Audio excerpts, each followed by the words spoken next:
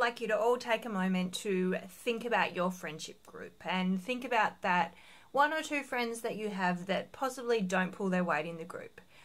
Those people are bad friends, and I would like to take this moment to say that I am that friend.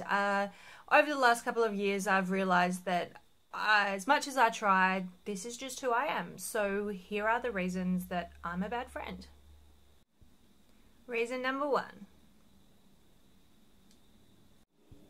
I'm really bad at texting back. Thank you for taking the time out of your day to think about me. And I'm really sorry that I did forget you. And in my head, I probably did answer you, but in real life, I just didn't actually do it. If you text me during the day, you're going to be lucky to get a response. My work is flat out busy all of the time, and I see your text and I think that I'll answer it later, but then when later comes, I've always got something else to do. So please don't take it personally. I will get to you when I can, and if it takes a couple of days, well, that's why I'm a shit friend. Reason number 2. I'm a bad friend because I hate the question, how was your day?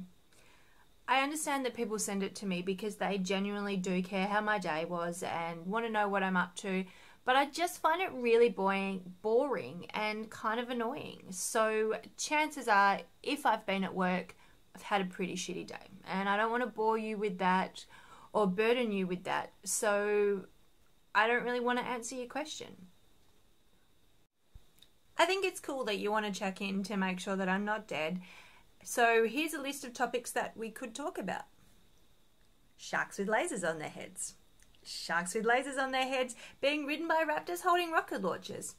That cute boy that you like, that you're crushing on.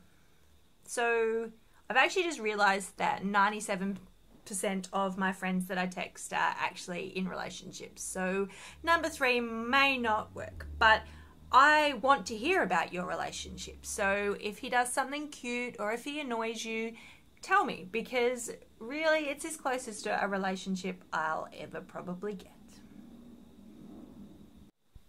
Reason number 3. I'm a bad friend because sometimes I get drunk and accidentally hit you in the nuts. And I'm really working on it, and I really promise that I am, and I believe that I have gotten better. But sometimes I'm going to regress, and I still love you at the end of it. And I'm sorry about your testicles. Yeah. Reason number 4. I'm a bad friend because I hate technology. Last night I was having a conversation with my housemate, and he mentioned that I am anti-technology because I was having a go at him about constantly being on his phone.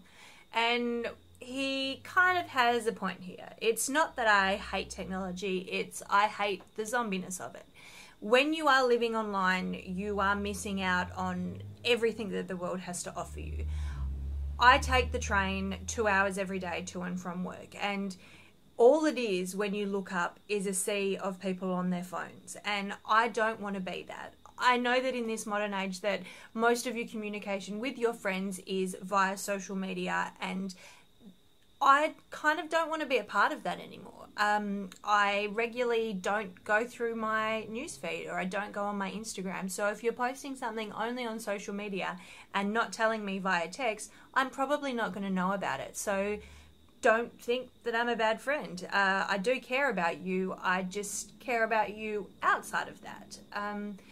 I'm very big on meeting people, so I've been making a concerted effort to put my phone away when I am on public transport, and it's amazing the things that you see. Every day I go past Mary Creek, and it's this beautiful river creek thing that goes underneath the train line, so every day I look at it and go, wow, this is pretty cool. And the other night I spoke to a lady that's studying teaching and a man that does Irish dancing. And if I was stuck in my phone looking at the world that you're all giving me, I probably wouldn't see that. So to me, life is more about what's outside of your phone than what's inside your phone. Wow, that got a little bit too serious. I do feel very strongly about that, and it's probably something I'm going to come back to and do a whole post on. But for now, let's not be so serious.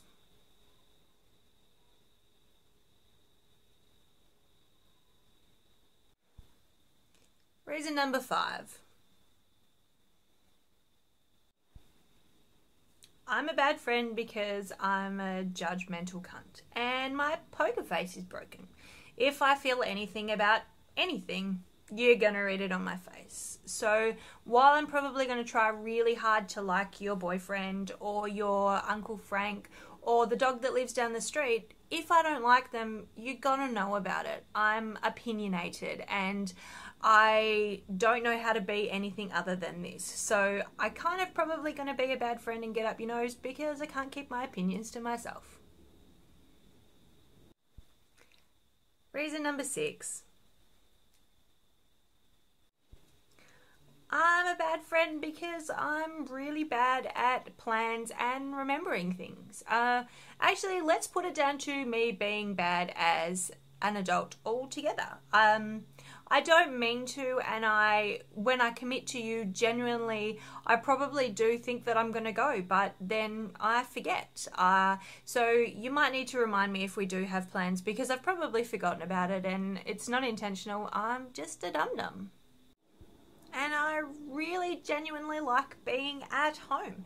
There's nothing better than coming home and taking my pants off and getting into bed and watch Netflix, which now I have in my room because I Chromecast, technology. I'm pretty proud of myself.